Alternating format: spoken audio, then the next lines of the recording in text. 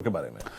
शिखर वीरेंद्र, देखिए विप्रो के अभी जिस एडीआर की आप बात कर रहे थे, अगर उसको कन्वर्ट भी किया जाए, क्योंकि 1:1 का रेशियो है फंजेबिलिटी के तहत, तो करीब करीब 470-475 रुपए के आसपास इंडियन भाव बैठता है।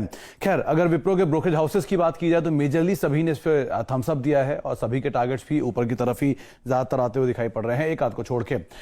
सिटी की तरफ से बाय रेटिंग है, सबसे बड़ा टारगेट इन्हीं का ही है, 510 का टारगेट उन्होंने दिया है। यूबीएस की न्यूट्रल 470 की रेटिंग, सीएलएसए अंडर परफॉर्म फिर भी 450 रुपए की रेटिंग, 450 रुपए का भाव। नमूरा न्यूट्रल रेटिंग 425 रुपए का टारगेट और जेफरी सबसे नीचे करीब करीब 380 का टारगेट है।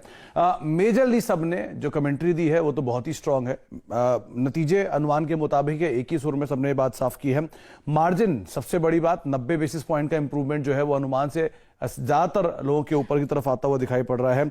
दो तीन चीजें जो क्रूशियल हैं उसमें एक तो गाइडेंस वाला पार्ट, करीब 2 से 4% की गाइडेंस को रिवाइज किया गया है। अनुमान बाजार में था 1 से 2% के आसपास का, और ये लगातार दूसरी तिमाही है जबकि कंपनी ने एक शानदार प्रदर्शन दिया है। मैनेजमेंट चेंज हुआ और उसके बाद से मतलब जो नए एग्जीक्यूटिव चेंज हुए उसके बाद से इस कंपनी का जो प्रदर्शन है थोड़ा बेहतर होता हुआ दिखाई पड़ा, और 2 से 3 तिमाही कंपनी ने पहले ठीक से कामकाज या अपनी स्ट्रैटेजीज को फॉर्म किया और उसके बाद से इसका आउटकम आना शुरू हुआ है।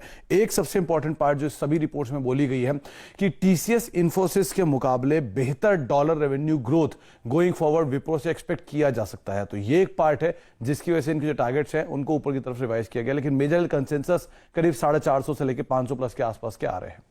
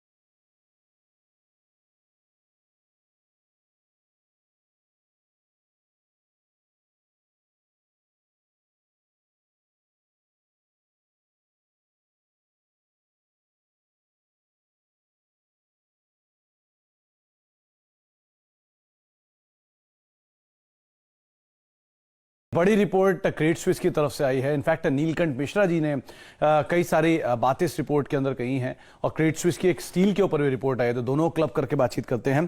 पहले जो नीलकंठ मिश्रा साहब के बयान आए हैं उसके लिहाज से कोरोना को लेकर मार्केट के अंदर एक तेज गिरावट की संभावनाएं उन्होंने जताई हैं। उन्होंने बात साफ किया है कि केस अगर बढ़ते रहेंगे और सिचुएशन और खराब होती रहेगी तो शायद बाजार के ऊपर इसका एक इंपैक्ट देखने को मिले, लेकिन हाँ, किसी भी गिरावट में वो खरीदारी जरूर जारी रखेंगे। तो ऐसा नहीं है कि सिर्फ गिरावट ही होगी, अगर फॉल आता है तो अच्छे स्टॉक्स में, अच्छी कंपनीज में जरूर खरीदारी भी की जाएगी। इसके अलावा जो दूसरी लहर है ये ज्यादा इंपैक्ट कर रही है मार्केट्स के ऊपर। इसमें डेथ्स के केसेस जो है काफी ज्यादा हो रहे हैं, तो इस चीज को उन्होंने यहां पे काफी हाईलाइट किया है। लेकिन हाँ, दूसरा पार्ट इसका यह भी है कि वैक्सीनेशन ड्राइव जो है वो थोड़ी सी धीमी पड़ी है, तो लॉकडाउन का फायदा वैक्सीनेशन के लिए किया जाए वो एक बड़ा पॉसिबिलिटी उन्होंने जताई है। कुछ शहरों को अगर छोड़ दिया जाए तो बहुत ज्यादा जो इकोनॉमिक इंपैक्ट है वो शायद नहीं देखने को मिल रहा है अलग अलग राज्यों में। हाँ, इंपैक्ट है होटल स्पेस के ऊपर, ट्रेवल स्पेस के ऊपर, तो यहां पर फर्दर प्रेशर और बढ़ता हुआ दिखाई पड़ सकता है। और उसके अलावा उन्होंने एक बात दोबारा रीइटरेट की है कि किसी भी गिरावट के अंदर वो खरीदारी ही करेंगे, और कोई भी गिरावट अगर आपको भी मिलती है तो तेज खरीदारी करने की ही सलाह उन्होंने भी दी है।